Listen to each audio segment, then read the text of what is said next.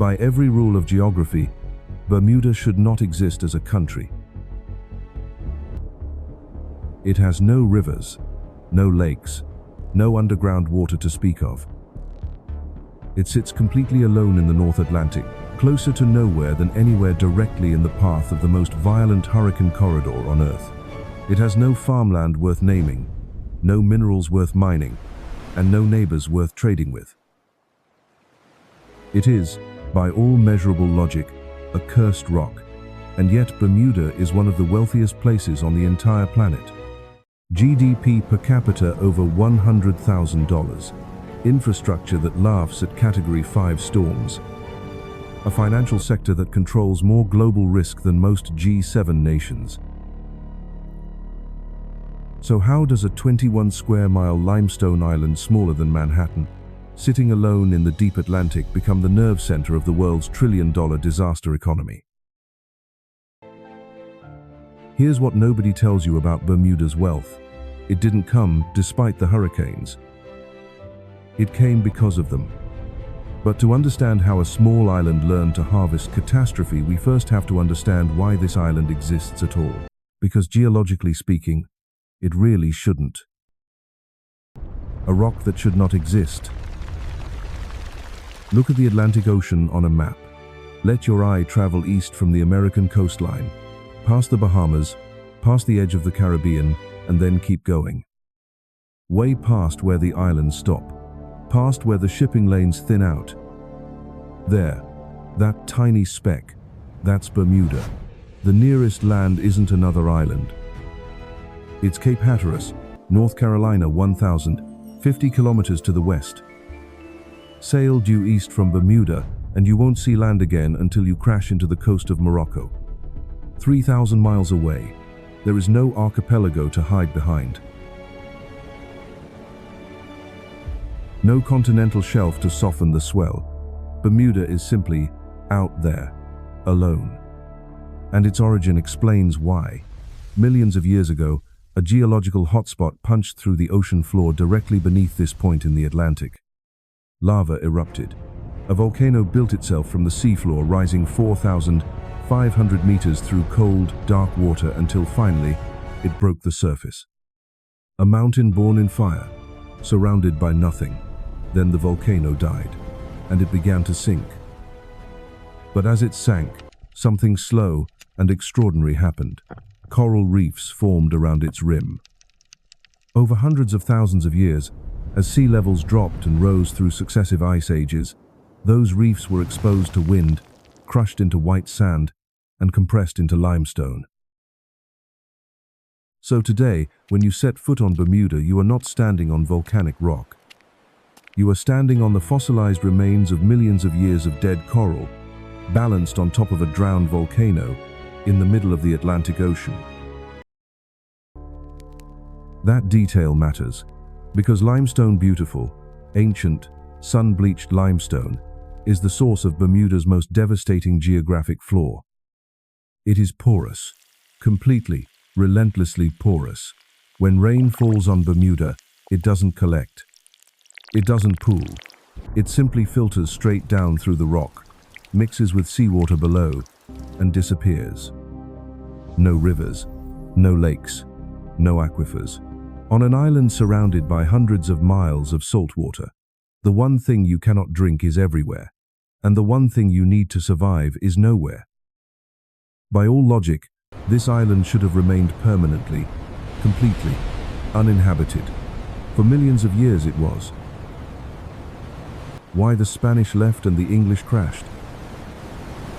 When Spanish captain Juan de Bermudez first spotted this island in 1505, he was not impressed.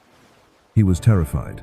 Ships that came too close found their hulls shredded on hidden reefs, lurking just beneath the surface, invisible until it was far too late. Those who survived long enough to reach shore heard something worse, screaming. Demonic, relentless shrieking echoing from the forests after dark. The Spanish named it La Isla de los Demonios, the Isle of Devils, and they left. The demons, as it turned out, were cowbirds, seabirds with a haunting mating call that sounds disturbingly close to something supernatural. mixed with the grunts of wild pigs abandoned by earlier wrecks. And suddenly Bermuda had a reputation that kept an entire colonial empire at bay for over a century. It would take a disaster to change that. In 1609, an English fleet of 9 ships was crossing the Atlantic, bound for Jamestown, Virginia, the struggling first permanent English settlement in the Americas. The flagship was the Sea Venture, carrying 150 colonists and the new governor of Virginia, Sir George Somers. Midway across the Atlantic, they sailed directly into a hurricane. Not a storm, a hurricane. The Sea Venture was taking on water faster than the crew could bail. For 3 days and 3 nights, every person on board bailed by hand, fighting a ship that was visibly dying beneath their feet. When land finally appeared through the storm, it was Bermuda. Somers made a decision. He deliberately drove the Sea Venture into the reef. They spent 10 months on the island, cutting local cedar trees, building 2 smaller ships from the wreckage, and waiting. And somewhere in those 10 months, something changed. Bermuda, the cursed, demonic, waterless rock, revealed itself as something else entirely. It was extraordinarily beautiful. The reefs teemed with fish. The cedar forest smelled of something ancient and clean. A handful of men decided they didn't want to leave, and by 1612, England officially claimed Bermuda as a colony. The Isle of Devils had become real estate. What strikes you first is the sheer power of this place. But look closer, and you'll find resilience in the stillness between the waves. But here's the thing about Bermuda that I want you to hold on to as we go through the next part of this story. Every single major turning point in Bermuda's history, the founding, the economy, the wealth, begins with a catastrophe. That pattern isn't a coincidence. It's a business model. Engineering around the impossible. The first problem the English colonists faced was the same one that had kept humans off this island forever: no water. Their solution is still visible today on every rooftop across Bermuda, and it's one of the most elegant pieces of architectural geography you'll find anywhere on Earth. They began carving their roofs out of the same local limestone that formed the island itself. They built them in a distinctive stepped terrace pattern, not for aesthetics, but for physics. Each step slows the rainwater, captures it, and funnels it downward. The entire surface is painted brilliant white, not for beauty, but because titanium dioxide in the limestone paint acts as a natural purifier, killing bacteria as water flows across it. Below each house, a cistern, a sealed underground tank that can hold months of drinking water. To this day, it is written into Bermuda's building code that every single structure on the island must catch its own rainwater this way, by law. You could drop Bermuda's entire land area into Lake Michigan and barely cause a ripple. The lake is over 1,500 times larger. Yet through this single architectural adaptation, 64,000 people have been meeting their own water needs on a limestone rock for 4 centuries. Problem solved. But one crisis leads directly to the next. When you can't farm, you sail. The colonists quickly learned that agriculture was a dead end. The limestone soil was too shallow, the island too small. Virginia and the Caribbean had the plantation model locked up. So Bermuda did what island nations throughout history have done when their land fails them: they turn to the water. The native Bermuda cedar was extraordinarily dense, rot-resistant, flexible under stress. It built ships that were famously fast and agile. And so Bermuda became a maritime economy. They dominated the regional salt trade, running routes between Turks and Caicos and the American mainland. They became skilled navigators. And for a while they became something more complicated: privateers. State-sponsored pirates. To put it plainly, with letters of marque from the British Crown, Bermudian captains legally intercepted enemy vessels and claimed their cargo. For decades, Bermuda's economy ran substantially on what the ocean gave them, whether the ocean gave it willingly or not. But privateering was eventually outlawed. The golden age of sail ended. The cedar forests were devastated by scale insects in the 1940s. One by one, Bermuda's economic engines died. And each time, the island was forced to reinvent itself. This radical economic reinvention is centered around our Blue Economy initiative, harnessing the power of the ocean for sustainable growth and The prosperity. last reinvention, the one that produced the wealth you see today, required Bermuda to do something almost no place on Earth has ever done. It had to turn its greatest vulnerability into its greatest product. Selling catastrophe to the world. To understand what Bermuda built, you first have to understand what the Atlantic was doing to it. Every year, warm water rises off the Gulf Stream, that oceanic conveyor belt that keeps Bermuda tropical and feeds energy into the storm systems forming off the African coast. Bermuda can't stop that water from warming. It can't move out of the way.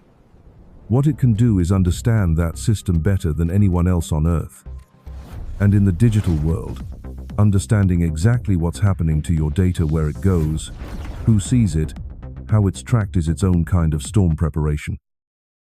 To understand how Bermuda makes its money, you need to understand a concept called reinsurance. Think of it this way. When a Category 5 hurricane hits the Gulf Coast, let's say it destroys 200,000 homes, the insurance companies covering those homes suddenly face billions of dollars in claims. All at once. No insurance company can absorb that shock alone. If they tried, they'd go bankrupt. The homeowners would get nothing. The economy would collapse. So those insurance companies buy their own insurance. They transfer a portion of their catastrophic risk, their worst-case scenario exposure, to a reinsurance company. The reinsurance company collects premiums in the quiet years, and when the catastrophe comes, they write the check.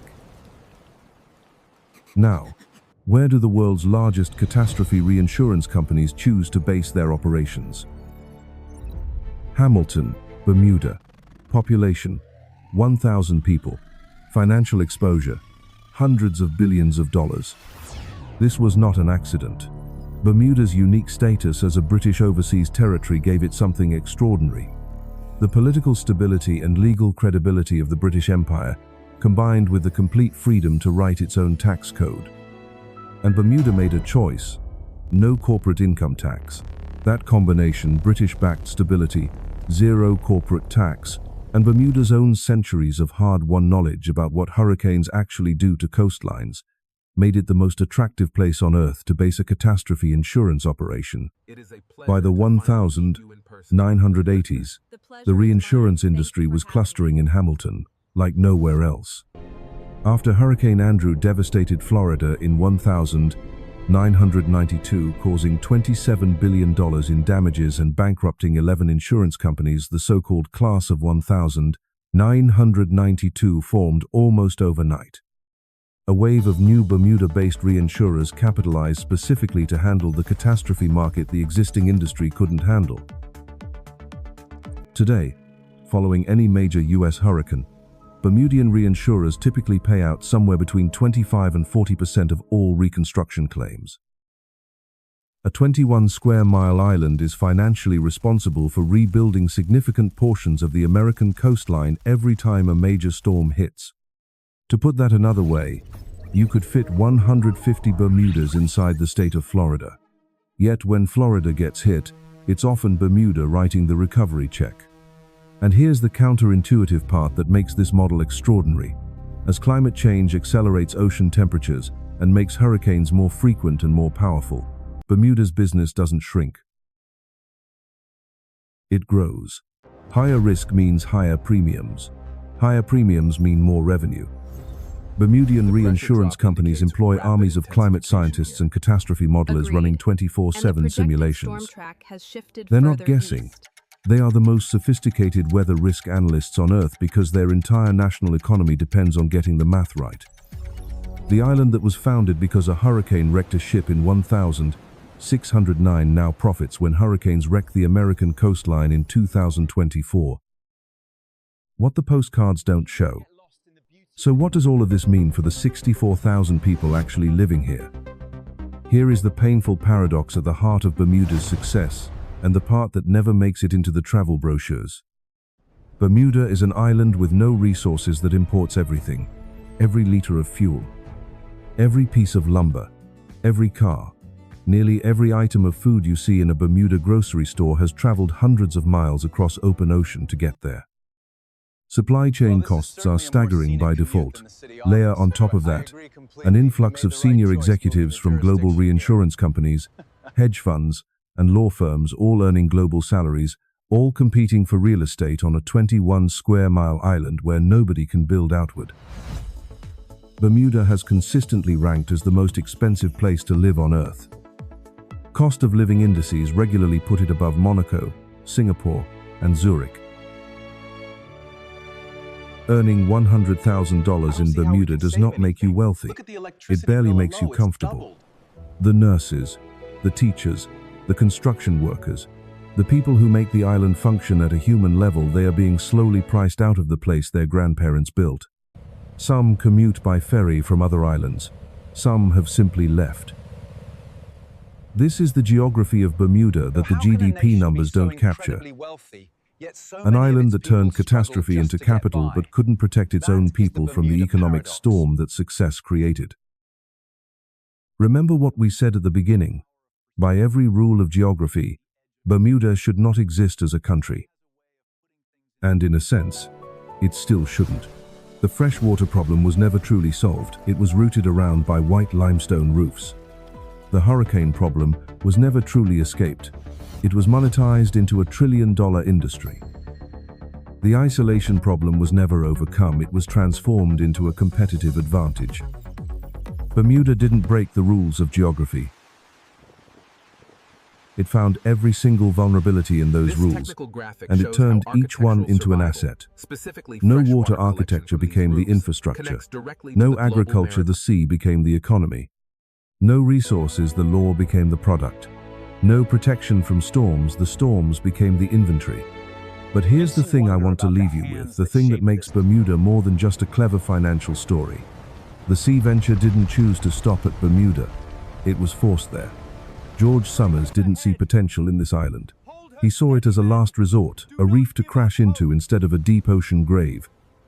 What became one of the wealthiest places on Earth began as someone's worst day. Bermuda was never discovered. It was survived. And everything that followed, the Cedar ships, the salt trade, the reinsurance towers, the $100,000 GDP is just 4 centuries of the same instinct. When the disaster comes, find the angle. If this made you think differently about how geography shapes economies, there's another story I think you'll find just as unsettling. The Dutch coastal engineering system that essentially holds back the entire North Sea, and what happens to the 12 million people living below sea level when the math eventually stops working.